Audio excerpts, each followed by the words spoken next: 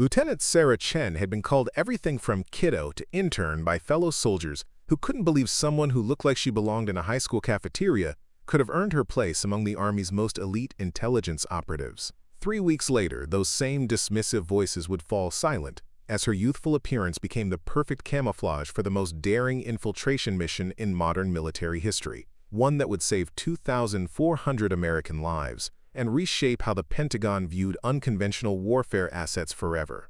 Before we jump back in, tell us where you're tuning in from, and if this story touches you, make sure you're subscribed, because tomorrow I've saved something extra special for you. The morning sun cast long shadows across the dusty training grounds of Fort Braxton, North Carolina, as Sarah adjusted the straps of her tactical vest for what felt like the 100th time. At 24 years old, she possessed the kind of face that made grocery store clerks ask for ID when she bought energy drinks and caused restaurant servers to automatically hand her the kids' menu. Her features were soft and round, with large brown eyes that sparkled with an innocence that seemed almost out of place in the harsh environment of special operations training. Standing barely 5 feet 3 inches tall with a petite frame that made standard-issue uniforms hang loose on her shoulders, Sarah looked more like someone's younger sister visiting for family day than a commissioned officer in the United States Army. The other members of Delta Squad had made their opinions known from day one. Staff Sergeant Marcus Thompson, a towering man from Texas with arms like tree trunks and a voice that could be heard across 3 training fields, had taken one look at Sarah during their first briefing and shaken his head with undisguised skepticism. "Ma'am, with all due respect," he had said, his southern drawl thick with doubt. "Are you sure you're in the right unit?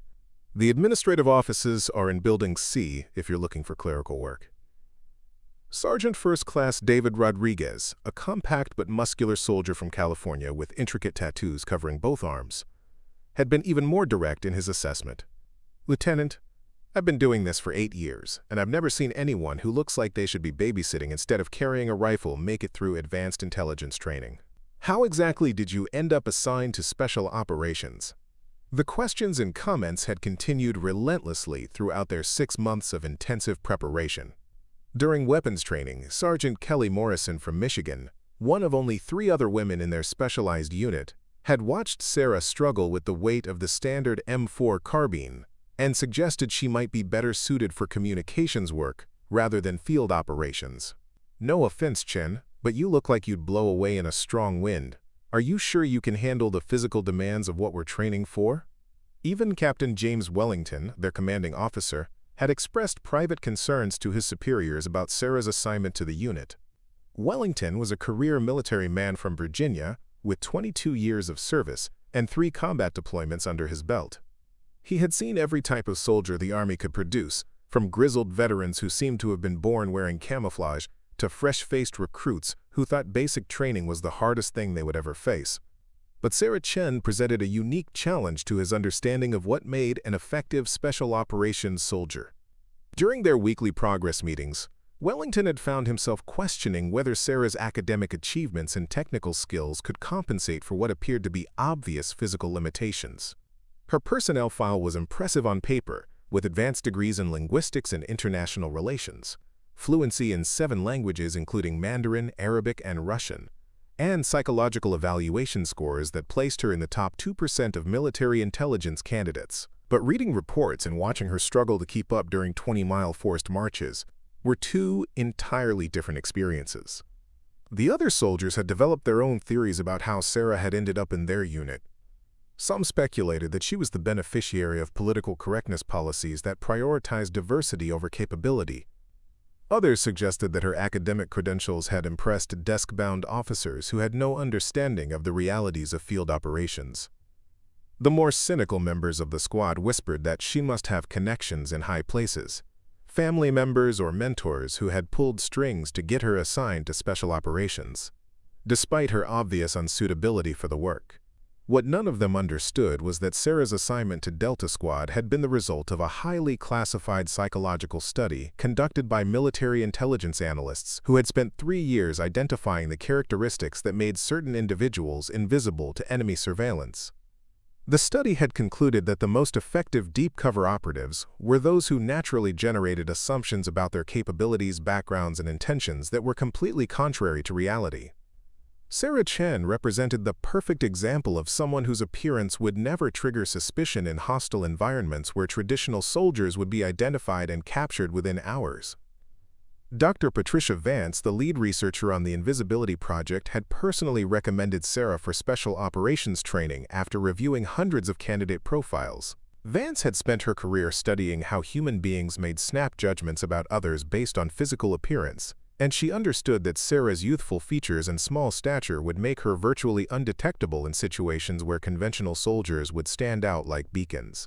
But the classified nature of the research meant that Sarah's squad mates had no understanding of the strategic thinking behind her assignment.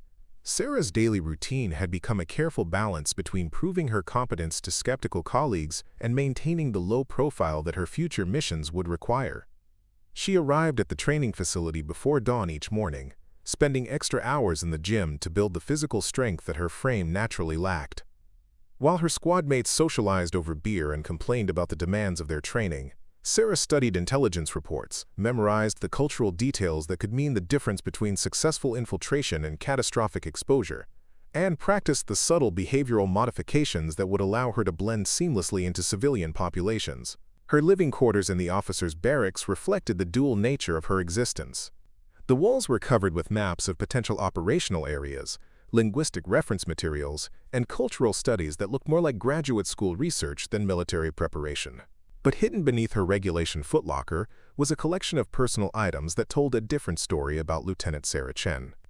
Photographs showed a young woman who had graduated summa cum laude from Georgetown University's School of Foreign Service, spent 2 years teaching English in rural villages across Southeast Asia, and volunteered with refugee resettlement organizations in 3 different countries. The photographs revealed someone who had chosen military service not because she lacked other options, but because she believed her unique combination of skills and appearance could serve her country in ways that traditional soldiers could not. Sarah had grown up as the daughter of Taiwanese immigrants who had built a successful medical practice in suburban Maryland. Her parents had expected her to follow their path into medicine or law, careers that would provide financial security and social respectability. Instead, she had shocked them by enlisting in the Army immediately after completing her master's degree in international relations. Her decision had been influenced by a transformative experience during her junior year abroad, when she had witnessed firsthand how American military presence in sensitive regions was often undermined by the inability of soldiers to move undetected through local populations. Sarah had watched highly trained Special Forces operatives struggle to gather intelligence in environments where their obvious military bearing and Western appearance made them instant targets for hostile surveillance.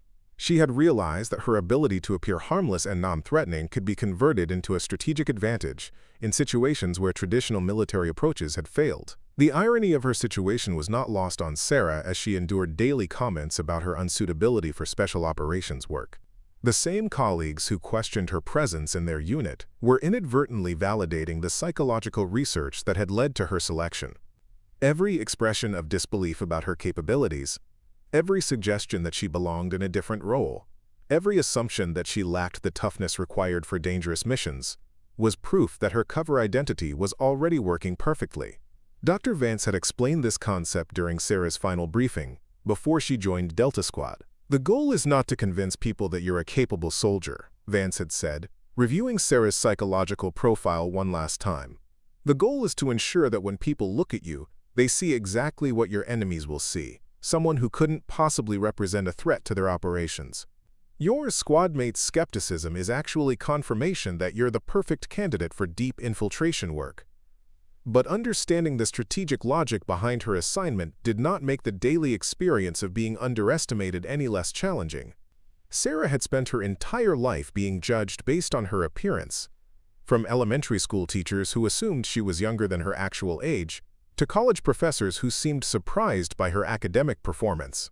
The military environment had simply intensified these dynamics, creating a situation where her professional competence was constantly questioned by people who made assumptions based on superficial observations. The physical demands of special operations training had proven to be Sarah's greatest challenge, not because she lacked determination, but because her body type was fundamentally different from the typical soldier's physique. While her male colleagues could rely on natural upper body strength and size advantages, Sarah had to compensate through technique, endurance, and strategic thinking. She approached every training exercise like a complex problem that required creative solutions rather than brute force applications. During obstacle course training, Sarah had learned to use momentum and leverage to overcome barriers that her taller, stronger colleagues could simply power through. She studied the biomechanics of efficient movement, practiced techniques that maximized her natural agility and flexibility, and developed approaches to physical challenges that relied on intelligence rather than raw strength. Her times were never the fastest, but her completion rates were among the highest in the unit, a distinction that her colleagues attributed to luck rather than skill.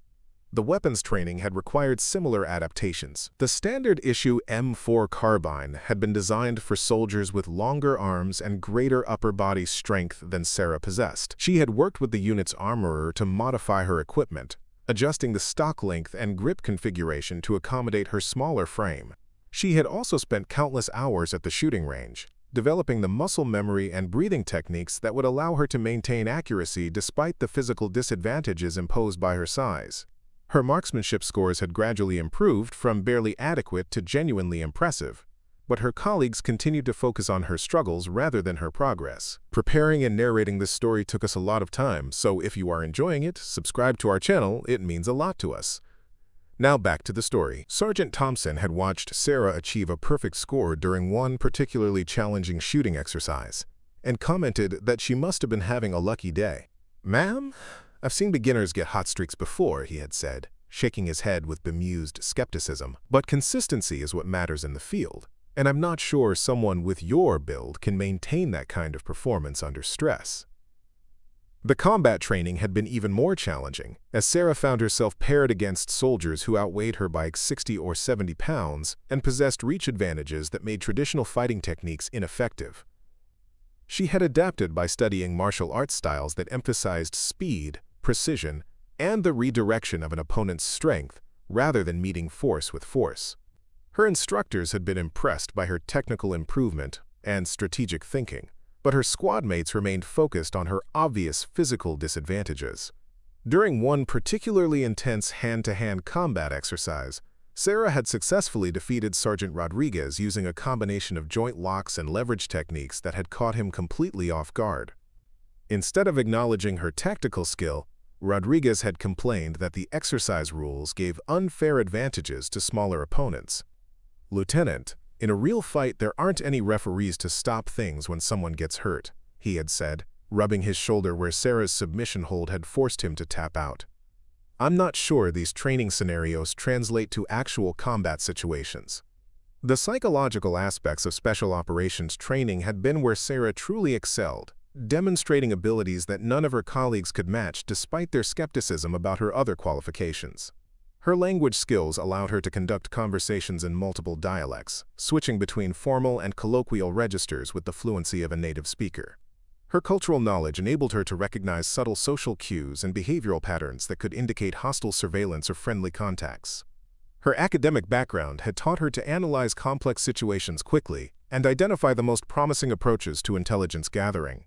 During simulated infiltration exercises, Sarah had consistently outperformed her colleagues, using her innocent appearance and language abilities to gather information that traditional soldiers could never have accessed. While her squad mates struggled to maintain cover identities that required them to act against their natural military bearing, Sarah's appearance made her civilian persona completely believable. She could walk through hostile territory looking like a lost tourist, engage in casual conversations that revealed critical intelligence, and disappear back into civilian populations without triggering any suspicions. But even these successes had been dismissed by colleagues who attributed her performance to the artificial nature of training scenarios. Captain Wellington had noted Sarah's exceptional results during psychological evaluations, but he remained concerned about how her obvious physical limitations would affect unit cohesion during actual missions. "Chen's academic skills are undeniable," he had written in one confidential assessment, "but special operations work requires soldiers who can function as part of a team under extreme stress. I'm not convinced that someone who looks like she should be studying for midterms can earn the confidence of experienced soldiers when lives are on the line." The cultural dynamics within Delta Squad had created an environment where Sarah's successes were minimized while her struggles were magnified. Her colleagues had developed a collective narrative that explained her presence in their unit as the result of bureaucratic incompetence rather than strategic planning.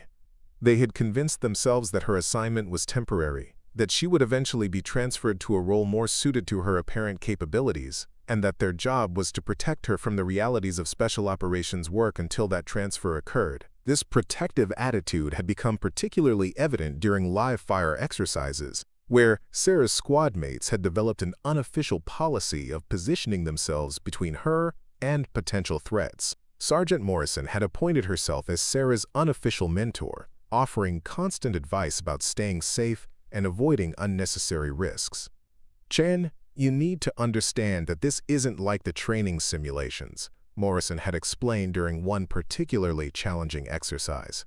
"In real operations, people are trying to kill you, and looking harmless won't stop a bullet." The condescending concern had been more frustrating than outright hostility would have been. Sarah had recognized that her colleagues genuinely believed they were helping her, protecting someone they saw as vulnerable and out of place in their dangerous world. But their good intentions had created a barrier that prevented them from recognizing her actual capabilities and understanding the strategic value of her unique qualifications. Sarah's family had provided emotional support during the challenging months of training, but they had also expressed concerns that echoed those of her military colleagues. Her parents had visited Fort Braxton during family weekend and had been shocked by the physical demands of special operations training. Her mother, Dr. Linda Chen, had watched Sarah demonstrate combat techniques and had pulled her aside for a private conversation about whether she was making the right career choices. "Sarah, you're brilliant and capable, but you're also my daughter, and I can see how much this training is taking out of you," her mother had said, gesturing toward the obstacle courses and weapons ranges that surrounded them. "Are you sure this is really what you want to do with your life? There are so many other ways you could serve your country that would be more suited to your strengths." Her father, Dr. Michael Chen, had been even more direct in his concerns. "Sweetheart, we raised you to use your mind, not to put yourself in physical danger," he had said during their family dinner. "You have advanced degrees and language skills that could open doors in diplomacy, international business, or academic research. Why are you choosing a path that seems designed for people with completely different qualifications?" Sarah had tried to explain the strategic importance of her role without revealing classified details about the psychological research that had led to her selection. She had emphasized her language abilities, her cultural knowledge, and her passion for serving her country, but she could see that her parents remained skeptical about her decision to pursue special operations work. Their concerns had reflected the same assumptions that her colleagues made about the relationship between physical appearance and professional capability. The most challenging aspect of Sarah's training had been learning to ignore the constant stream of comments and suggestions that reinforced her colleagues' perception of her as unsuited for military service. Every day brought new reminders that she was viewed as an anomaly, someone who had somehow ended up in the wrong place, despite lacking the obvious qualifications that special operations work required. The comments had ranged from well-intentioned advice about alternative career paths to more direct questions about her decision-making abilities. Sergeant Thompson had approached Sarah after a particularly demanding training exercise and had offered what he clearly intended as helpful guidance. "Lieutenant, I've been thinking about your situation, and I wonder if you might want to consider applying for transfer to intelligence analysis or logistics coordination," he had said, his tone suggesting that he was doing her a favor by pointing out more suitable alternatives. "Those roles would let you use your academic background without putting you in situations where physical limitations could become a liability." Similar conversations had occurred regularly throughout her training, with different colleagues suggesting that Sarah would be better served by pursuing roles that matched what they perceived as her natural strengths. The suggestions had always been presented as helpful advice from experienced soldiers who understood the realities of military service better than she did. But the cumulative effect had been to reinforce the message that she did not belong in special operations, and that her assignment to Delta Squad was a mistake that would eventually be corrected. Sarah had learned to respond to these conversations with polite acknowledgement, while privately maintaining her commitment to proving that their assumptions were wrong. She had understood that arguing with her colleagues would only reinforce their perception of her as someone who did not understand her own limitations. Instead, she had focused on consistent performance improvements that would gradually change their opinions through demonstrated competence rather than verbal persuasion. The breakthrough moment had come during a complex urban warfare simulation that required squad members to work together under extreme stress while maintaining cover identities in a hostile environment. The exercise had been designed to test every aspect of their training, from weapons proficiency and tactical coordination to language skills and cultural awareness. Sarah had been assigned the role of local guide, a position that her colleagues had assumed would keep her safely away from the most dangerous aspects of the mission. But as the simulation had progressed, Sarah's unique combination of skills had proven essential to the squad's success. Her language abilities had allowed her to gather critical intelligence from simulated civilians who would never have trusted obvious soldiers. Her innocent appearance had enabled her to move through hostile territory without triggering suspicions that would have compromised the mission. Her cultural knowledge had helped the squad avoid behavioral mistakes that could have revealed their true identities. Most importantly, Sarah's strategic thinking had identified an approach to their objective that none of her colleagues had considered.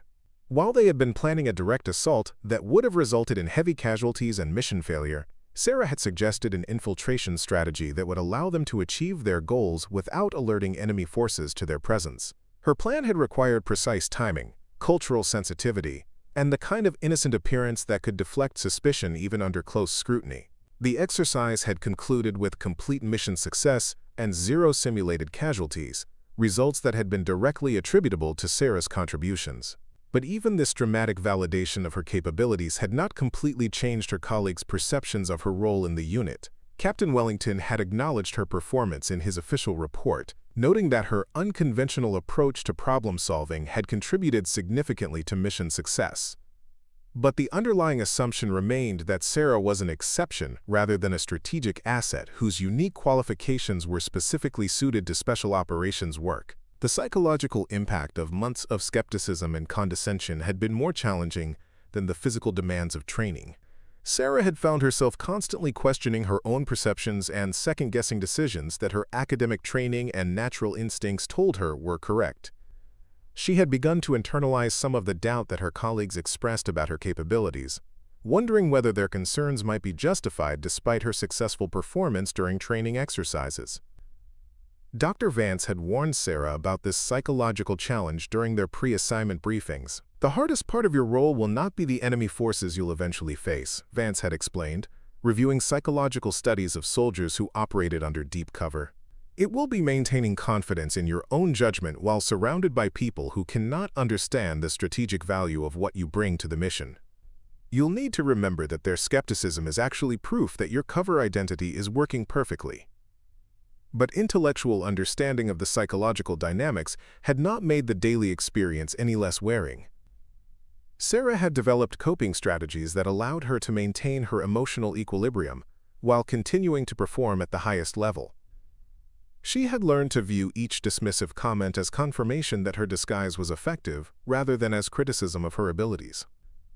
She had focused on the aspects of training where she excelled rather than dwelling on areas where her physical limitations created obvious challenges. Most importantly, Sarah had maintained her connection to the larger purpose that had motivated her decision to pursue special operations work.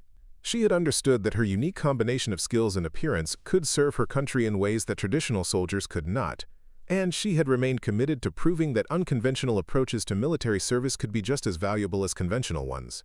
Her determination had been fueled by the knowledge that somewhere in the world, there would eventually be a mission that required exactly the capabilities that her colleagues viewed as limitations. The final phase of Delta Squad's training had involved live exercises conducted in partnership with Allied military forces in Eastern Europe. The mission had been designed to simulate the conditions they would face during actual deployment, including hostile surveillance, limited communication with command structures, and the need to operate independently for extended periods. Sarah had viewed these exercises as her opportunity to demonstrate that months of preparation had transformed her from someone who looked out of place in military environments into someone whose appearance could be a strategic advantage. The irony had not been lost on Sarah that she was about to deploy to regions where her youthful, innocent appearance would make her the perfect infiltrator, while her colleagues who had questioned her suitability for special operations would be forced to rely on her unique abilities to complete their missions successfully. She had understood that the real test of her training was about to begin, and she had been eager to prove that sometimes the most unlikely soldiers could become the most effective operatives. The classified briefing room at Forward Operating Base Hawthorne in eastern Poland felt heavy with tension as Colonel Patricia Hayes spread satellite photographs across the conference table. The images showed a sprawling industrial complex nestled in the Carpathian Mountains of neighboring Moldavia, where intelligence sources had identified what appeared to be a sophisticated weapons manufacturing facility operating under the cover of a civilian textile factory. Sarah studied the aerial reconnaissance photos with the methodical attention to detail that had become her trademark, noting the subtle inconsistencies that suggested the compound's true purpose. Ladies and gentlemen, what you're looking at represents the most significant threat to NATO operations in this region since the Cold War ended, Colonel Hayes announced to the assembled members of Delta Squad. Her voice carried the authority of someone who had spent 30 years in military intelligence, rising through the ranks by making decisions that others were afraid to contemplate. Our sources indicate that this facility is producing advanced anti-aircraft systems that could neutralize our air superiority advantage across the entire Eastern European theater. The photographs revealed a complex that appeared innocuous from a distance but contained telltale signs of military production that Sarah's trained eye immediately recognized. The loading docks were reinforced to handle equipment far heavier than textile machinery would require. The electrical infrastructure included power lines sufficient for industrial processes that went far beyond civilian manufacturing. Most significantly, the security perimeter included surveillance systems and patrol patterns consistent with protecting classified military assets rather than commercial textile operations. Captain Wellington leaned forward to examine the images more closely, his weathered face reflecting the concern that every military professional felt when confronting evidence of enemy weapons development. Colonel, what kind of timeline are we looking at for these systems to become operationally deployed? And how confident are we about the intelligence regarding their capabilities? Hayes clicked to the next slide in her presentation, revealing technical specifications that made Sarah's stomach tighten with recognition. The weapons systems being developed at the Moldavian facility were based on cutting-edge radar technology that could track and engage multiple aircraft simultaneously, even those equipped with advanced stealth capabilities. If these systems were successfully deployed, they would create an anti-access environment that could prevent NATO forces from providing air support to ground operations across the region. Our best estimates suggest that the first production units will be ready for field testing within 6 weeks, Hayes continued, her tone reflecting the urgency that had prompted this emergency briefing. Once these systems are operational, they could be distributed to hostile forces throughout the region, creating a defensive network that would severely compromise our ability to project power in response to Russian aggression or other regional threats. The strategic implications were immediately clear to everyone in the room. American military doctrine relied heavily on air superiority to support ground operations and provide rapid response capabilities in crisis situations. If enemy forces could deploy anti-aircraft systems that neutralized this advantage, it would force fundamental changes in how NATO forces operated in Eastern Europe, potentially leaving allied nations vulnerable to conventional attacks that could succeed without fear of aerial intervention. Sarah absorbed the technical details while simultaneously analyzing the geographical and cultural factors that would affect any mission designed to disrupt the weapons facility. The compound was located in a region where the local population spoke a mixture of Romanian, Russian, and Hungarian dialects, languages that Sarah had studied extensively during her academic preparation. The area had a complex ethnic and political history that created opportunities for infiltration by someone who could navigate the cultural nuances without triggering suspicions. Staff Sergeant Thompson voiced the question that everyone was thinking but had been afraid to ask. Ma'am, what kind of operation are we looking at here? Are we talking about airstrikes, special forces raids, or some kind of sabotage mission that would allow us to disable the facility without creating an international incident? Hayes exchanged glances with the intelligence officers who had accompanied her to the briefing. A gesture that suggested the answer to Thompson's question involved complexities that went beyond standard military operations. Unfortunately, gentlemen, the political situation makes conventional military action impossible. The facility is located in Moldavian territory, and any overt attack would be considered an act of war against a sovereign nation that officially maintains neutral status in regional conflicts. The room fell silent as the implications of this restriction became clear. Traditional special forces operations relied on speed, overwhelming firepower, and the ability to extract quickly after completing mission objectives. But if the weapons facility could not be attacked through conventional means, any mission to disrupt its operations would require approaches that fell outside standard military doctrine. Additionally, Hayes continued, the facility is heavily guarded by what appear to be private military contractors rather than official Moldavian forces. These mercenaries have no legal standing under international law, but their presence complicates any mission planning because we cannot predict how they will respond to infiltration attempts or what rules of engagement they might follow. Sarah found herself studying the photographs with renewed intensity, recognizing patterns in the facility's layout that suggested vulnerabilities that conventional military approaches might overlook. The compound had been designed to repel direct attacks, with overlapping fields of fire and defensive positions that would make any frontal assault extremely costly. But the very security measures that made the facility impregnable to conventional forces also created opportunities for someone who could approach the target through unconventional means. The briefing materials included detailed intelligence about the facility's daily operations, gathered through electronic surveillance and human sources, who had provided information at considerable personal risk. The compound operated under the cover of legitimate textile manufacturing, which meant that civilian workers, delivery trucks, and maintenance personnel moved in and out of the facility on regular schedules. This civilian traffic created potential infiltration opportunities that would be invisible to military planners who thought in terms of armed assault rather than covert penetration. Colonel Hayes clicked to the next series of photographs, revealing the faces of key personnel associated with the weapons development program. Sarah studied each image carefully, noting details about age, apparent nationality, and behavioral patterns that could provide insights into their backgrounds and potential vulnerabilities. The facility's management included former Soviet military engineers, international arms dealers, and technical specialists whose expertise in advanced weapon systems made them priority targets for intelligence gathering. Our primary objective is to gather detailed intelligence about the weapons systems under development, including technical specifications, production timelines, and distribution plans, Hayes explained, outlining mission parameters that would require unprecedented precision and cultural sensitivity.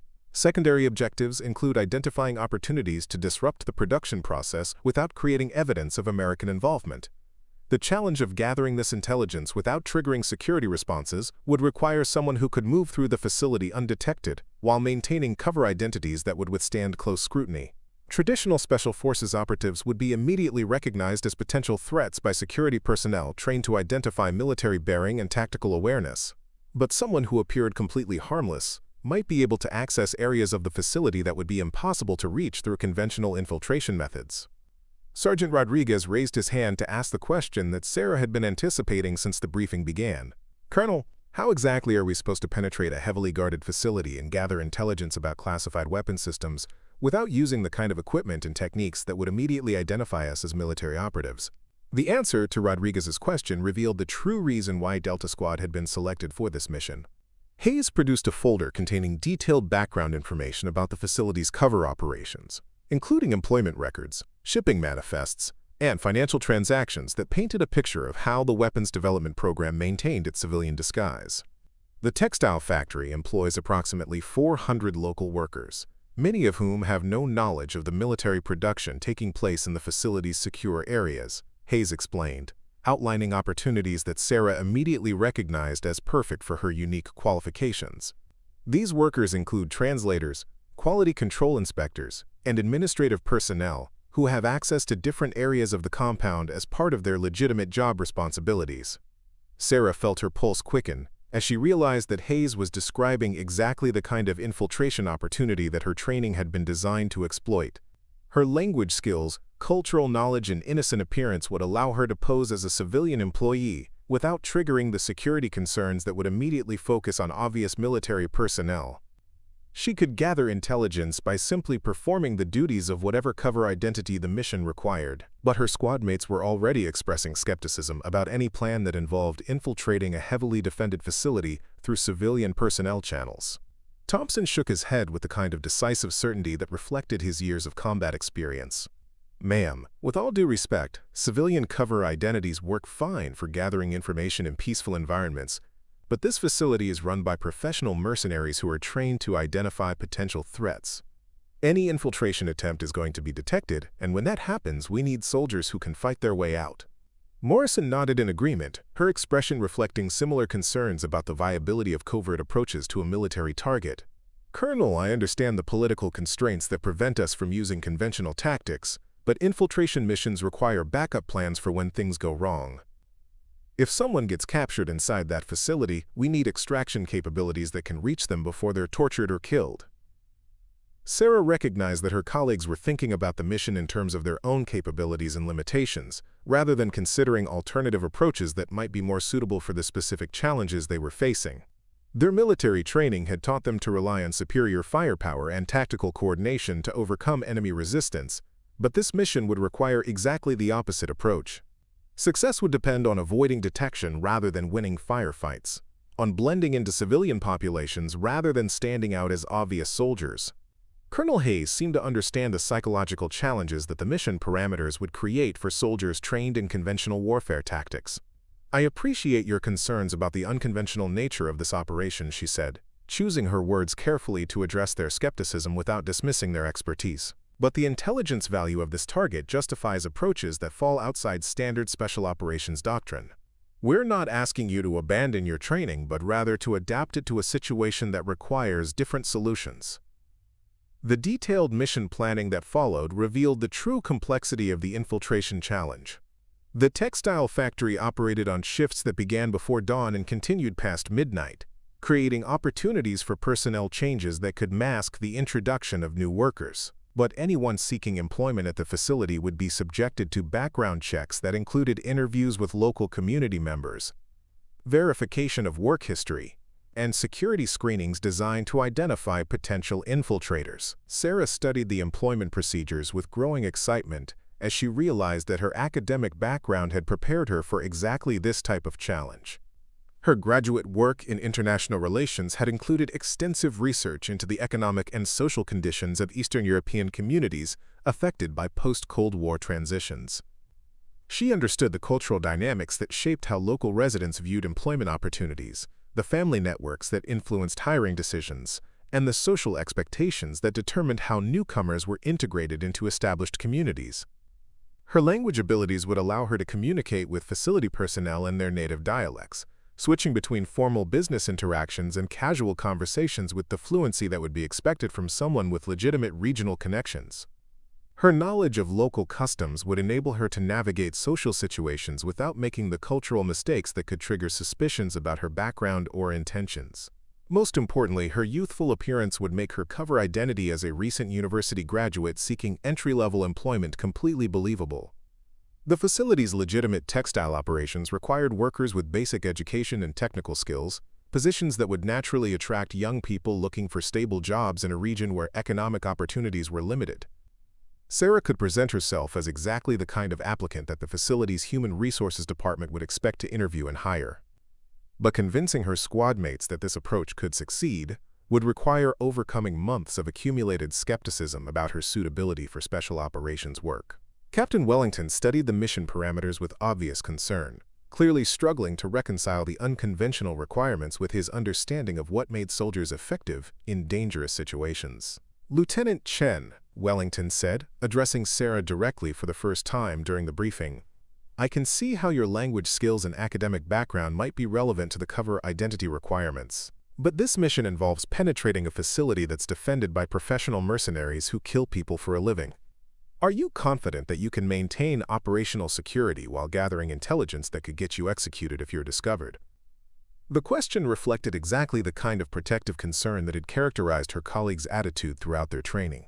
Wellington was not questioning Sarah's dedication or intelligence, but rather expressing doubt about whether someone with her apparent limitations could survive in an environment where mistakes would have fatal consequences. His tone suggested that he was trying to protect her from a mission that he believed was beyond her capabilities. Sarah recognized that this was her opportunity to demonstrate the strategic thinking that would be essential to mission success. "Sir, the greatest risk to this operation comes from approaches that treat the facility as a conventional military target," she replied, her voice carrying the confidence that months of specialized training had developed. "The mercenaries guarding the compound are trained to identify and neutralize soldiers who think like soldiers, but they're not prepared to recognize threats that don't fit their operational assumptions." She gestured toward the photographs of the facility's civilian workers, pointing out details that her colleagues had overlooked in their focus on security systems and defensive positions. "These guards are looking for people who move with military bearing, who carry themselves like trained fighters, who scan their environment with tactical awareness. They're not looking for someone who appears to be a nervous recent graduate hoping to get hired for her first real job. The logic of Sarah's analysis was undeniable, but her squad mates remained focused on the physical dangers that would confront anyone discovered inside the facility. Rodriguez voiced the concern that everyone was thinking about, but had been reluctant to express directly. "Lieutenant, I understand the theory behind what you're describing, but what happens when things go wrong? When you're inside that compound and something triggers their security protocols, you're going to be facing professional killers who won't care how harmless you look." Sarah had anticipated this objection and had prepared an answer that drew on her understanding of how covert operations actually succeeded or failed. "Sergeant, the key to this mission is ensuring that nothing goes wrong by maintaining perfect operational security throughout the infiltration process. Traditional Special Forces operations accept casualties as an inevitable cost of achieving mission objectives. But this operation can only succeed if it remains completely covert from beginning to end." Her response revealed a fundamental difference in how she approached the mission compared to her colleagues' conventional military thinking. They were planning for the possibility of armed conflict and extraction under fire, scenarios that would require the kind of combat capabilities that Sarah obviously lacked. But she was focused on preventing any situation that would require those capabilities, using intelligence and cultural sensitivity to avoid the confrontations that conventional soldiers were trained to win. Colonel Hayes had been observing this discussion with the interest of someone who understood the psychological dynamics at play within the squad. "Lieutenant Chen's approach represents exactly the kind of unconventional thinking that this mission requires," she said, providing official validation for Sarah's strategic analysis. "The facility's security measures are designed to counter traditional military threats, but they're vulnerable to infiltration by someone who doesn't fit their threat assessment profiles." The remainder of the briefing focused on developing detailed contingency plans that would support Sarah's infiltration while providing backup options if the covert approach failed. Her squad mates would be positioned in the surrounding region, ready to provide extraction support or create diversions that could facilitate her escape if her cover identity was compromised. But the primary mission plan assumed that Sarah would complete her intelligence gathering and exit the facility without anyone realizing that American military personnel had ever been present. The technical aspects of the mission required Sarah to master skills that went far beyond her conventional military training. She would need to operate sophisticated surveillance equipment that could be concealed within normal personal items, communicate with her support team through encrypted channels that appeared to be routine social media activity, and document intelligence findings using methods that would not trigger security systems designed to detect unauthorized photography or data collection. The cover identity development process revealed the extent to which Sarah's unique qualifications made her the perfect candidate for this type of operation. Military intelligence specialists had created a complete background for Maria Petrov, a recent graduate of Bucharest University with degrees in linguistics and business administration who was seeking employment in the textile industry. The identity included educational records, family history, and personal references that would withstand detailed investigation by security personnel. But the most crucial element of the cover identity was that it matched Sarah's actual qualifications and appearance so closely that maintaining it would require minimal acting ability. Maria Petrov was described as academically accomplished but professionally inexperienced, intellectually curious but socially reserved, fluent in multiple languages but uncertain about her career direction. These characteristics aligned perfectly with Sarah's natural personality traits and behavioral patterns. The mission timeline called for Sarah to establish her presence in the local community 2 weeks before applying for employment at the textile facility. This preparation period would allow her to develop the social connections and cultural familiarity that would make her cover identity completely believable to facility personnel. She would rent an apartment, shop at local markets, attend community events, and generally behave like any young professional establishing herself in a new city. Her squad mates would maintain surveillance and communication support throughout this preparation period, but they would have no direct contact with Sarah unless emergency extraction became necessary. This isolation was essential to maintaining her cover identity, but it also meant that she would be operating without the immediate backup that conventional Special Forces missions provided. Thompson expressed the concern that all of them were feeling about the extended nature of Sarah's solo operation. "Ma'am, keeping Lieutenant Chen isolated for weeks while she builds her cover identity creates enormous risks if something goes wrong during the preparation phase." How are we supposed to provide support if we can't maintain direct contact without compromising her mission? Hayes acknowledged the validity of this concern while explaining the strategic necessity that made such risks unavoidable. Staff Sergeant, the intelligence value of this target justifies accepting risks that would be unacceptable for conventional operations. Lieutenant Chen's unique qualifications make her the only member of your unit capable of executing this infiltration successfully. Our job is to provide the support structure that maximizes her chances of success while minimizing the risks to her safety. The equipment briefing revealed specialized surveillance technology that had been adapted specifically for covert operations in civilian environments. Sarah would carry a smartphone that appeared identical to consumer models, but contained advanced intelligence gathering capabilities, including high-resolution cameras, audio recording systems, and data transmission equipment that could operate without triggering security countermeasures. Her personal items would include clothing and accessories that concealed additional surveillance equipment, designed to appear as normal fashion elements or jewelry. A necklace would contain a GPS tracking device that would allow her support team to monitor her location within the facility. Earrings would house miniature cameras capable of recording high-definition video in low-light conditions. A watch would include communication systems that could transmit encrypted messages through apparently routine internet activity. The most sophisticated piece of equipment was a contact lens that contained a microdisplay capable of providing real-time intelligence updates without requiring Sarah to look at external devices. The lens would allow her to receive information about facility layouts, personnel identifications, and mission-critical updates while maintaining perfect cover as someone engaged in normal work activities. Sarah's training for the mission involved intensive preparation that went far beyond her previous special operations education. She studied the textile manufacturing process in detail, learning enough about industrial operations to maintain credible conversations with facility personnel about production schedules, quality control procedures, and equipment maintenance. She memorized the biographical details of her cover identity until she could discuss Maria Petrov's educational background, family history, and career aspirations with the spontaneous accuracy that would convince even suspicious interrogators. Language preparation involved not just fluency in regional dialects, but also the subtle cultural knowledge that would distinguish someone with legitimate local connections from an outsider attempting to blend in. Sarah practiced the colloquial expressions, cultural references, and social behaviors that would make her interactions with community members completely natural and unremarkable. Physical preparation focused on eliminating any traces of military bearing or tactical awareness that could trigger suspicions about her background.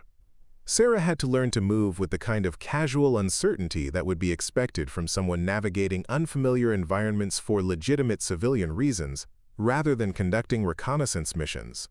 Most challenging was the psychological preparation required to maintain perfect operational security while isolated from her support network for extended periods.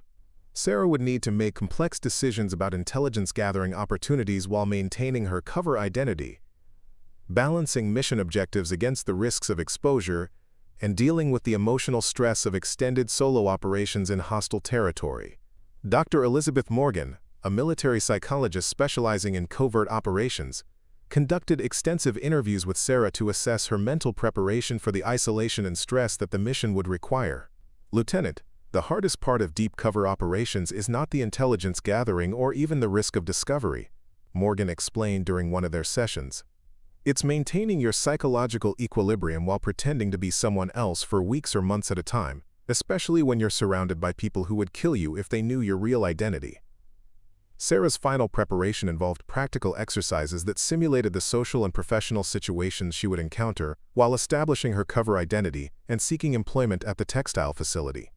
She practiced job interviews, casual conversations with potential neighbors, and the kind of routine interactions that would determine whether her cover identity was accepted as completely authentic. Her performance during these simulations impressed even the skeptical members of her squad, who watched her transform from Lieutenant Sarah Chen into Maria Petrov with convincing completeness. The change involved subtle alterations in posture, speech patterns, and behavioral reactions that created a persona distinctly different from her military identity, while remaining completely consistent with her apparent age and background. But despite acknowledging her preparation and transformation abilities, her colleagues remained concerned about the extended isolation and vulnerability that the mission would require. Wellington summarized their collective anxiety during the final mission briefing. Lieutenant, Your preparation has been exceptional, and I have no doubt about your ability to maintain the cover identity. My concern is about what happens when you're inside that facility gathering intelligence about weapons systems. That could change the strategic balance in this entire region. You'll be completely on your own, surrounded by people who would torture and kill you if they suspected your real mission. Sarah understood her colleagues' concerns, but she also recognized that their protective instincts reflected the same assumptions about her capabilities that had characterized their entire relationship. They were still thinking of her as someone who needed protection rather than as a strategic asset whose unique qualifications made her the perfect operative for this specific mission. "Captain, I appreciate your concern, and I understand the risks involved," Sarah replied, her voice carrying the quiet confidence that months of specialized training had developed.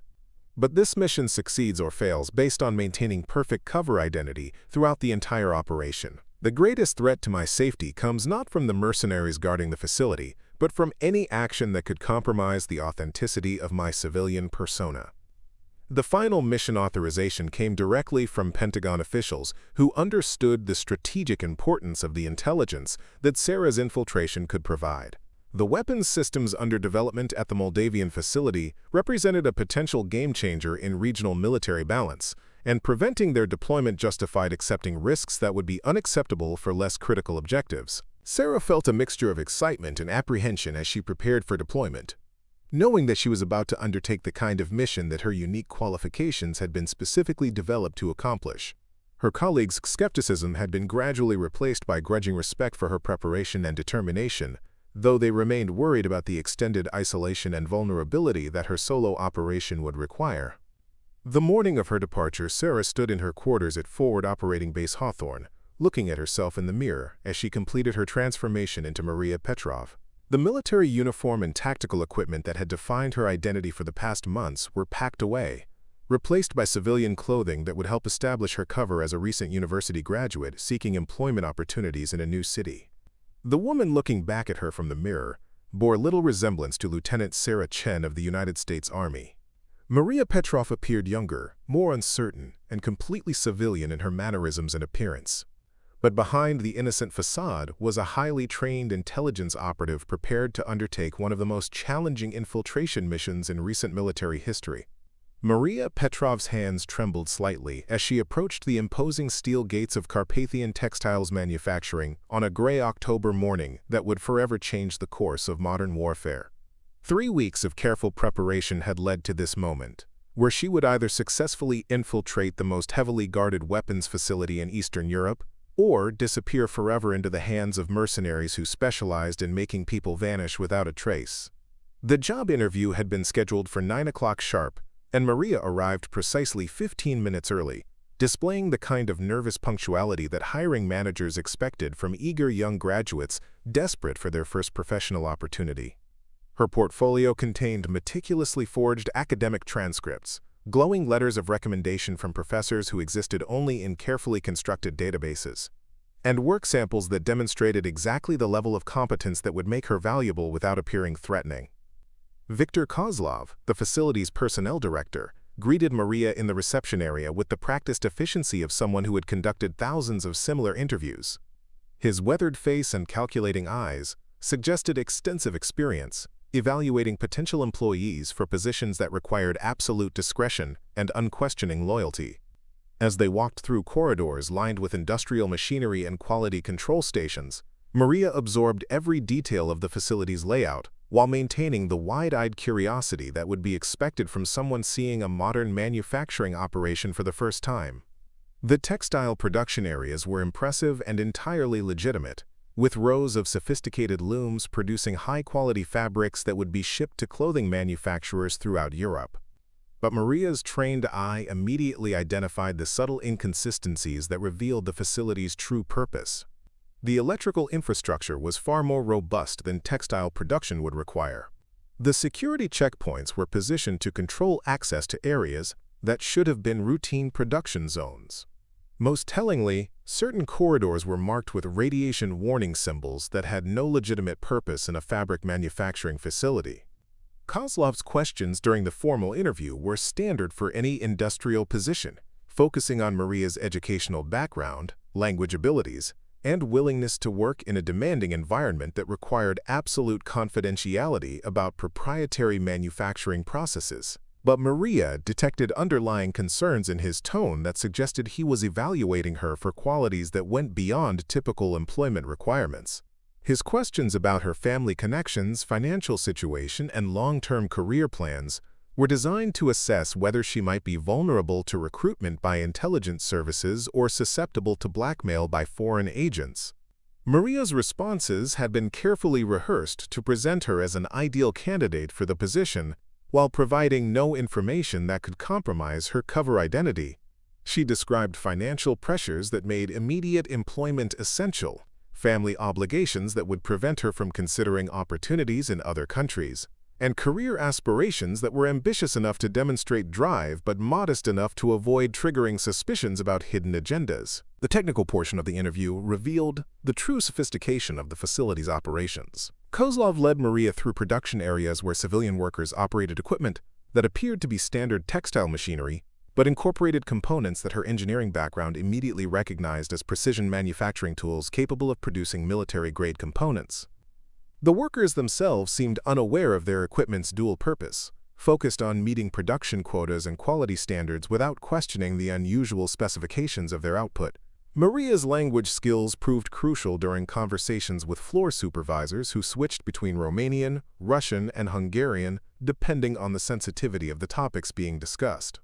Her ability to follow these multilingual conversations while appearing to concentrate on equipment demonstrations provided her with intelligence about production schedules, quality control procedures, and shipping arrangements that revealed the scope of the weapons manufacturing operation. The most critical moment of the interview came when Kozlov escorted Maria past a secured corridor that led to the facility's restricted areas. Through reinforced glass windows, she glimpsed sophisticated testing equipment and assembly stations, where technicians worked on components that were unmistakably parts of advanced missile guidance systems. The brief observation confirmed intelligence reports about the facility's true purpose, while providing visual confirmation of weapons development that could threaten NATO air operations throughout the region. Kozlov noticed Maria's brief pause as she processed what she had seen, and his expression sharpened with the kind of professional suspicion that had kept him alive in environments where curiosity could be fatal. "Miss Petrov, I hope you understand that Carpathian Textiles maintains strict confidentiality agreements regarding all aspects of our manufacturing processes," he said, his tone carrying unmistakable implications about the consequences of discussing facility operations with unauthorized individuals. Maria's response required perfect calibration between acknowledging his warning and maintaining her cover as someone who had noticed nothing more significant than impressive industrial equipment. "Of course, Mr. Kozlov," she replied with the earnest sincerity of someone grateful for employment opportunities. "I understand that manufacturing companies must protect their proprietary processes from competitors. I would never discuss anything I observe here with anyone outside the company." The remainder of the interview proceeded smoothly, with Kozlov apparently satisfied that Maria represented no security threat to the facility's operations. Her combination of relevant qualifications, genuine need for employment, and apparent naivete about the implications of what she had observed made her an ideal candidate for the quality control position that would provide access to multiple areas of the compound while requiring no knowledge of the facility's classified activities. 3 days later, Maria received notification that she had been hired for a probationary position that would begin immediately.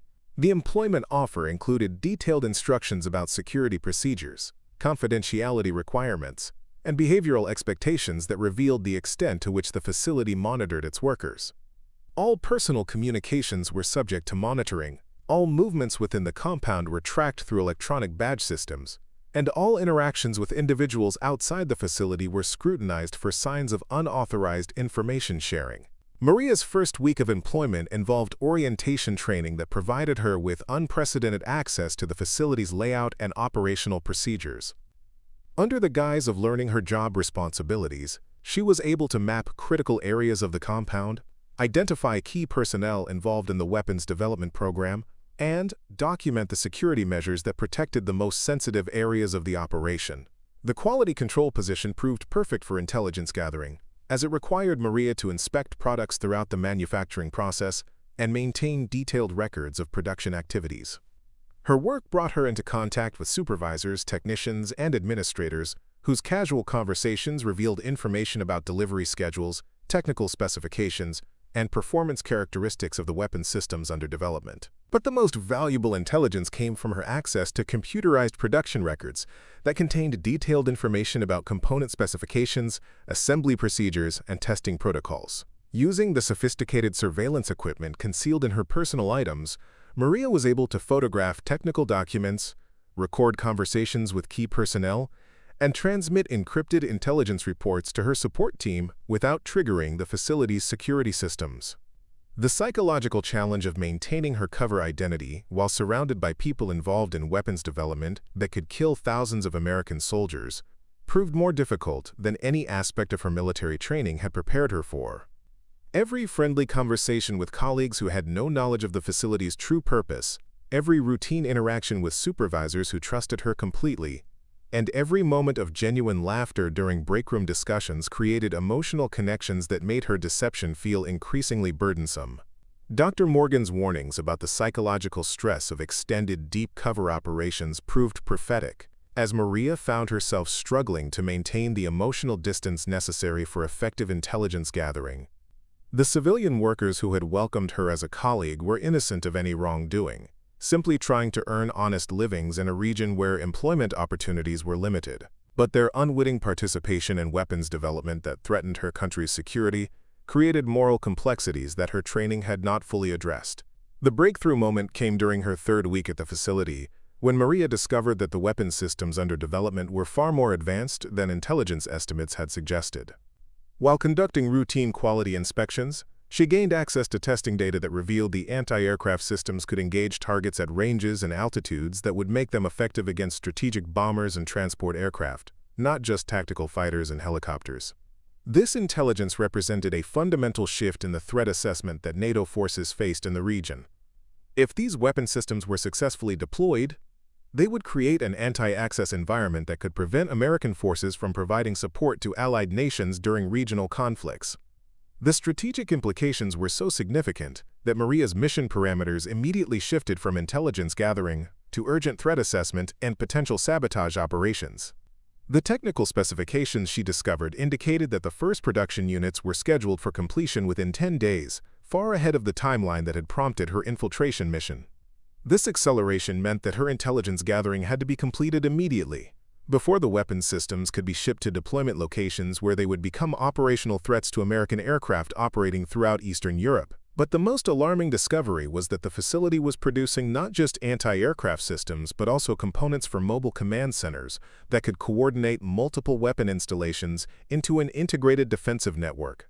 This capability would allow enemy forces to create overlapping coverage areas that could deny air access across hundreds of square miles, fundamentally altering the strategic balance in any regional conflict. The urgency of transmitting this intelligence to her support team created new risks that threatened to compromise her cover identity. The sophisticated communication equipment she carried required extended transmission periods to send detailed technical data, creating opportunities for the facility's security systems to detect unauthorized electronic activity. But the intelligence was too critical to delay, forcing Maria to accept risks that could expose her mission if security personnel were monitoring for unusual communication patterns. Her solution involved using the facility's own computer systems to mask her intelligence transmissions within routine production reports and quality control documentation. By embedding encrypted data within normal business communications, she could transmit critical intelligence without triggering security systems designed to detect unauthorized outside communications. The technique required precise timing and sophisticated technical knowledge, but it allowed her to provide her support team with real-time updates about the accelerated production schedule and enhanced weapons capabilities. The response from her support team confirmed her worst fears about the strategic implications of her discoveries. The weapons systems under development represented a threat level that justified immediate action to prevent their deployment, even if such action risked exposing American involvement in covert operations against a nominally neutral nation. Her mission parameters were expanded to include sabotage operations that could disable the production facility and prevent completion of the advanced anti-aircraft systems. But sabotage operations would require Maria to move beyond passive intelligence gathering and take direct action that could trigger security responses throughout the facility. Any attempt to damage critical equipment or disrupt production schedules would immediately alert facility security that hostile infiltration had occurred, putting Maria at extreme risk of capture and execution by mercenaries who specialized in interrogating suspected spies. The technical challenge of conducting effective sabotage while maintaining her cover identity seemed impossible, until Maria realized that her position in quality control provided access to production processes at precisely the points where subtle modifications could create cascade failures without triggering immediate security responses. By introducing microscopic flaws into critical components during routine inspections, she could ensure that the weapon systems would fail catastrophically during testing phases, destroying months of development work while appearing to be the result of manufacturing defects rather than deliberate sabotage. The plan required extraordinary precision and timing, as the sabotage had to be subtle enough to avoid detection during final quality checks, but severe enough to cause complete system failures during live-fire testing. Maria's engineering background provided the technical knowledge necessary to identify the specific components where microscopic damage would create maximum disruption. But implementing the sabotage would require access to areas of the facility that were beyond her normal work responsibilities. The opportunity came when a production crisis required all quality control personnel to work extended shifts inspecting components for an accelerated delivery schedule. The emergency conditions created unusual access opportunities, as supervisors focused on meeting deadlines rather than maintaining normal security protocols. Maria was able to move through restricted areas of the facility while appearing to conduct urgent inspections required by the production emergency.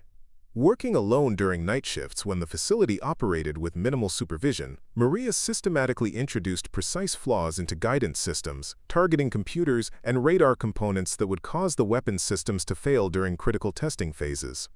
Each act of sabotage was designed to appear as a manufacturing defect that could be attributed to the pressure of accelerated production schedules rather than deliberate interference.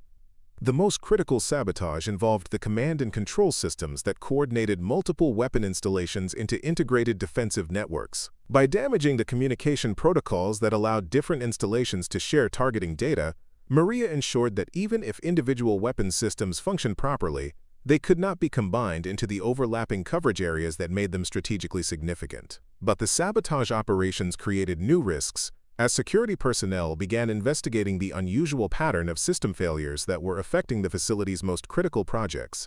The mercenaries responsible for compound security were experienced in counterintelligence operations, and they quickly recognized that the systematic nature of the equipment failures suggested deliberate sabotage rather than coincidental manufacturing problems.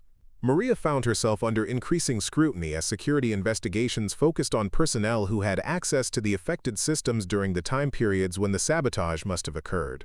Her position in quality control made her a natural suspect, and she realized that her cover identity would not withstand the kind of detailed background investigation that security personnel were preparing to conduct.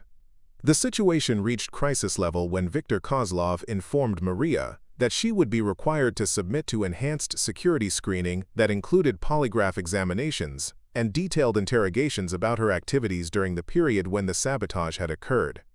The screening was scheduled for the following morning, giving Maria less than 12 hours to complete her intelligence gathering, execute final sabotage operations, and escape from the facility before her true identity was discovered. The final night of her infiltration required Maria to access the facility's most heavily secured areas, to photograph technical documentation and plant explosives that would destroy the remaining weapons prototypes before they could be reverse engineered to identify the sabotage method she had used. This operation would require moving through areas where her presence would immediately trigger security alarms, forcing her to abandon any pretense of maintaining her cover identity. As Maria prepared for her final mission within the facility, she realized that her colleagues' skepticism about her suitability for special operations work had been completely reversed by the reality of her situation. The innocent appearance and cultural knowledge that they had viewed as limitations had proven to be exactly the capabilities that made this mission possible. But now she faced the kind of direct confrontation with hostile forces that would test every aspect of her military training in ways that no simulation could have prepared her for. The explosion that rocked the Carpathian Textiles facility at 0347 hours illuminated the entire valley in a brilliant orange flash that could be seen from Sarah's extraction point 15 kilometers away. The carefully placed charges had detonated with precision timing, destroying the weapons prototypes, manufacturing equipment, and technical documentation that represented 3 years of advanced anti-aircraft development. But more importantly for NATO's strategic planning, the mission had provided complete intelligence about enemy capabilities that would reshape military doctrine for decades to come. Sarah sat in the back of the extraction vehicle, still wearing the torn civilian clothes of Maria Petrov, as her support team raced through mountain roads toward the Hungarian border. Her face bore the cuts and bruises of her escape through the facility's security perimeter, but her eyes blazed with the satisfaction of someone who had accomplished what military analysts had considered impossible. Staff Sergeant Thompson, who had questioned her suitability for special operations throughout their training, now stared at her with undisguised amazement. The radio crackled with intercepted communications from Moldavian security forces who were desperately trying to understand what had happened at the textile facility. Their reports described a catastrophic industrial accident that had destroyed the compound's most valuable equipment while somehow allowing all personnel to evacuate safely. The mercenaries responsible for security were reporting that they could find no evidence of infiltration or sabotage, only system failures that had cascaded into explosion and fire that consumed the facility's classified areas. Captain Wellington reviewed the intelligence data that Sarah had transmitted during her 3 weeks of infiltration, shaking his head in disbelief at the scope and accuracy of the information she had gathered. Technical specifications for weapons systems that Pentagon analysts had been trying to identify for months. Detailed production schedules that revealed enemy capabilities far exceeding previous estimates, and personnel lists that would allow counterintelligence operations against the entire network of facilities involved in the weapons development program. The immediate strategic impact of Sarah's mission became clear within hours of her extraction as NATO commanders received intelligence briefings that fundamentally altered their understanding of the threats facing Allied operations in Eastern Europe. The advanced anti-aircraft systems that would have created impenetrable defensive networks were destroyed before they could be deployed. But the intelligence about their capabilities led to immediate changes in flight patterns, operational procedures, and defensive measures for aircraft operating throughout the region. Colonel Hayes met the extraction team at Forward Operating Base Hawthorne, with representatives from Pentagon intelligence services who had flown directly from Washington to debrief Sarah about her discoveries. The formal debriefing session lasted 18 hours, during which Sarah provided detailed analysis of everything she had observed, recorded, and documented during her infiltration of the weapons facility. The intelligence community's reaction to Sarah's mission results exceeded even the most optimistic projections that had justified authorizing such a high-risk operation. General Patricia Morrison, Deputy Director of Military Intelligence, personally conducted portions of the debriefing, expressing amazement at the depth and accuracy of the technical information that Sarah had gathered while maintaining perfect operational security throughout her infiltration. The transformation in how Sarah's colleagues viewed her capabilities was immediate and profound. Sergeant Rodriguez, who had questioned whether someone with her appearance could survive in hostile environments, now acknowledged that her unique qualifications had made possible an intelligence coup that conventional special forces could never have achieved.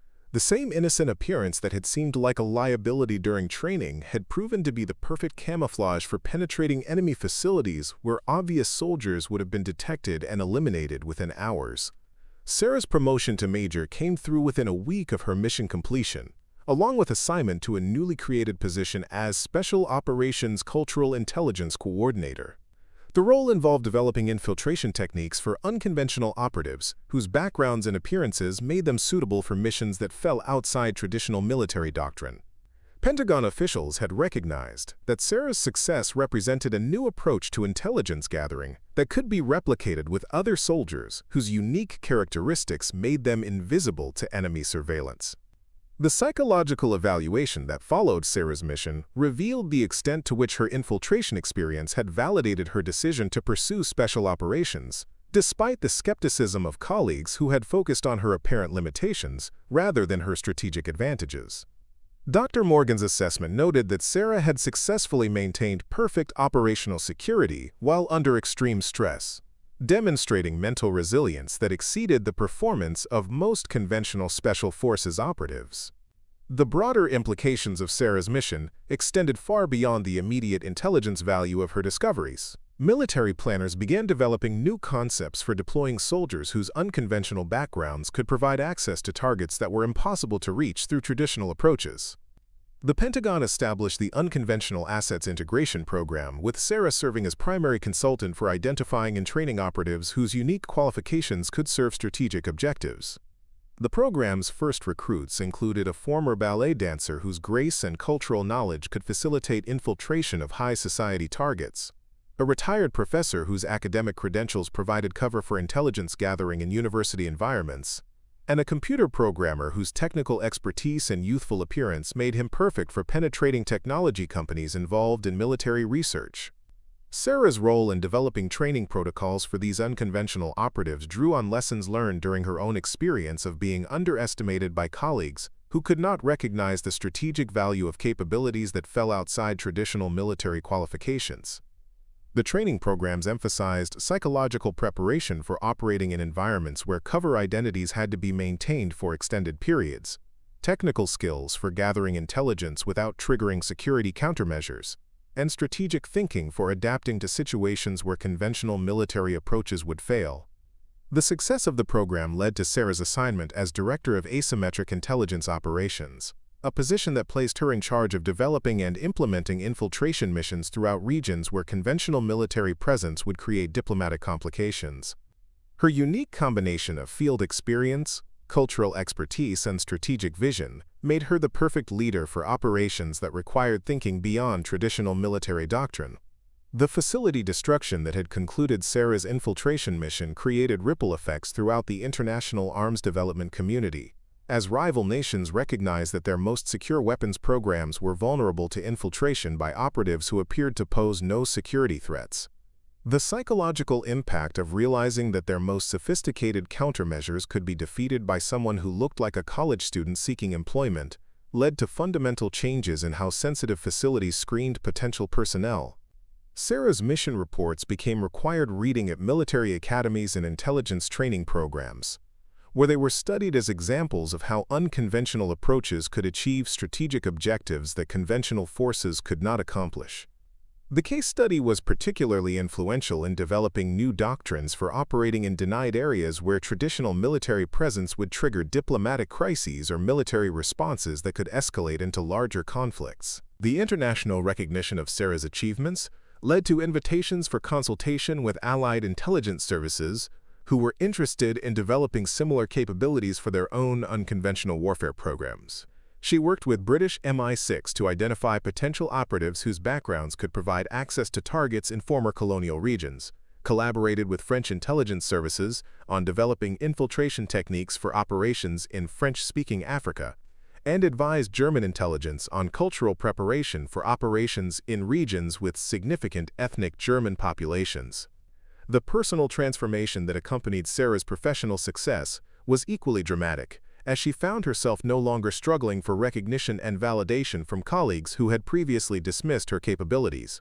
Her apartment became a working museum of intelligence operations, with maps, cultural studies, and strategic analyses covering walls that had once displayed academic achievements that seemed irrelevant to military service. The Congressional Medal of Honor ceremony that recognized Sarah's service took place in the East Room of the White House, with President Jennifer Walsh personally presenting the nation's highest military decoration to someone whose youthful appearance continued to surprise dignitaries who expected war heroes to look more conventionally heroic. The president's remarks emphasized how Sarah's mission had prevented a strategic shift that could have threatened American air operations throughout a critical region of the world. The ceremony was attended by the members of Delta Squad who had initially questioned Sarah's suitability for special operations work, including Staff Sergeant Thompson, whose earlier skepticism had been completely replaced by professional admiration for her achievements. Captain Wellington, now promoted to Major, served as Sarah's military escort for the ceremony, acknowledging in his remarks that her unconventional approach to special operations had taught him to recognize strategic value and capabilities that fell outside traditional military qualifications. The most meaningful recognition came from the families of aircrew members whose lives had been saved by the destruction of weapons systems that would have made their missions impossibly dangerous. Letters from pilots, navigators, and crew chiefs throughout NATO air forces thanked Sarah for eliminating threats they would never have known existed, threats that could have shot down their aircraft during routine operations over Eastern Europe. Sarah's subsequent missions continued to demonstrate the strategic value of unconventional infiltration capabilities as she successfully penetrated targets throughout regions where conventional military operations were politically impossible. Her work contributed to the disruption of weapons smuggling networks, the identification of terrorist training facilities, and the gathering of intelligence about hostile military capabilities that conventional reconnaissance could never have detected. The training programs she developed produced dozens of successful operatives whose unique backgrounds enabled them to gather intelligence and conduct operations that were invisible to enemy countermeasures designed to detect traditional military threats. The success rate of these unconventional missions far exceeded that of conventional special operations, primarily because targets were unprepared for infiltration by operatives who appeared to pose no security risks. Sarah's influence on military doctrine extended beyond intelligence operations, as her methods were adapted for conventional forces, operating in environments where cultural sensitivity and local knowledge were essential for mission success. Her emphasis on understanding local customs, language nuances, and social dynamics became integral to preparation for peacekeeping operations, humanitarian missions, and stability operations in regions with complex ethnic and political situations. The Asymmetric Intelligence Operations Directorate that Sarah established became one of the Pentagon's most successful specialized units, with a mission completion rate that exceeded 90% and casualty rates that were virtually non-existent. The unit's success was attributed to Sarah's insistence on matching operative capabilities to mission requirements, rather than forcing conventional solutions onto unconventional problems. Years later, Sarah stood before an auditorium filled with military academy cadets, delivering a lecture on unconventional warfare that had become legendary among students preparing for careers in military intelligence. Her appearance continued to surprise audiences who expected someone with her achievements to look more imposing. But her reputation for strategic thinking and operational success commanded absolute attention from students eager to learn from one of the military's most successful intelligence operatives. The cadets included young officers whose own unconventional backgrounds might make them suitable for the kind of infiltration work that Sarah had pioneered. Students who represented the future of American military capabilities in an increasingly complex international environment. Sarah's message to them emphasized the importance of recognizing strategic value in capabilities that might appear to be limitations, understanding that the most effective operatives were often those who could operate invisibly among populations that would immediately identify conventional soldiers as threats. The legacy of Sarah's transformation from underestimated maintenance worker to decorated intelligence operative continued to influence military thinking decades after her initial mission, proving that sometimes the most unlikely heroes possessed exactly the capabilities that critical situations required. Her story became a paradigm for recognizing hidden potential and understanding that strategic advantages often came from sources that conventional military thinking overlooked or dismissed. The young woman, who had once been called kiddo by skeptical colleagues, now commanded respect throughout the international intelligence community as someone whose innovations had fundamentally changed how modern militaries approached unconventional warfare. Her baby face had indeed been the perfect disguise for infiltrating enemy lines, but more importantly, her strategic mind had reshaped how America defended itself in a world where the greatest threats often came from sources that appeared completely harmless. 20 years after her legendary infiltration mission, General Sarah Chen stood at the podium of the International Security Summit in Geneva, addressing delegates from 43 nations about the evolution of modern warfare. Her hair now showed threads of silver, and fine lines marked her face, but her youthful features still surprised diplomats and military officials, who expected someone with her reputation to appear more conventionally formidable. Behind her, a massive screen displayed satellite imagery of conflicts around the globe, where her unconventional warfare doctrines had prevented countless casualties and resolved situations that traditional military approaches could never have addressed. The audience included former skeptics who had witnessed Sarah's transformation from an underestimated young officer to one of the most influential strategic thinkers of her generation. Ambassador Maria Volkov of the European Union, who had initially dismissed Sarah's theories about asymmetric operations, now credited her innovations with preventing 3 potential regional wars through intelligence operations that eliminated threats before they could escalate into open conflicts. Sarah's presentation focused on the fundamental shift in how modern militaries understood the relationship between appearance and capability, demonstrating how the most effective operatives were often those who challenged conventional assumptions about what soldiers should look like or how they should behave. The examples she cited included successful missions by operatives whose backgrounds ranged from professional musicians to retired teachers, each chosen specifically because their authentic civilian personas made them invisible to enemy surveillance systems designed to detect traditional military threats. The statistical evidence was overwhelming. Operations conducted by Sarah's Asymmetric Intelligence Division had achieved a success rate of 96% over 2 decades, with casualty rates lower than any comparable military unit in history. More significantly, the intelligence gathered through unconventional infiltration had prevented an estimated 47 terrorist attacks, disrupted 23 weapons proliferation networks, and provided early warning about regional conflicts that could have drawn major powers into devastating proxy wars. The personal cost of Sarah's career had been substantial, requiring her to spend years operating under false identities in hostile environments where discovery would have meant torture and execution. But the strategic benefits of her approach had revolutionized how intelligence services approached targets that were impossible to penetrate through conventional means. Her methods had been adopted by allied nations worldwide, creating a new generation of operatives whose diverse backgrounds enabled them to operate in cultural and social environments where traditional soldiers would be immediately identified as threats. Sarah's concluding remarks addressed the broader implications of recognizing unconventional potential within military organizations. She emphasized how the greatest strategic advantages often came from individuals whose capabilities were initially overlooked or dismissed by colleagues who made assumptions based on superficial characteristics rather than actual qualifications.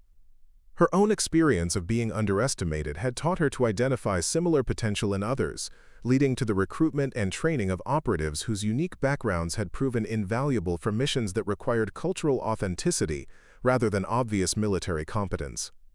The summit concluded with the announcement of the Sarah Chen Institute for Asymmetric Warfare, an international research center dedicated to developing innovative approaches to conflicts that could not be resolved through conventional military force.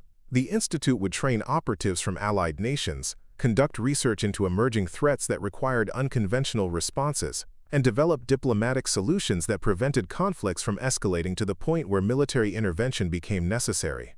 As delegates filed out of the conference hall, many approached Sarah to express gratitude for operations that had protected their nations from threats they had never publicly acknowledged. The Japanese ambassador thanked her for disrupting a nuclear smuggling network that could have provided weapons-grade materials to terrorist organizations. The Canadian Defense Minister credited her operatives with preventing a cyber attack that could have crippled critical infrastructure across North America. That evening, Sarah returned to her hotel room overlooking Lake Geneva, where she found a handwritten letter that had been delivered through diplomatic channels. The message was from Captain Elena Martinez, one of the first operatives trained through Sarah's unconventional warfare program, who was currently conducting a deep cover mission in Southeast Asia.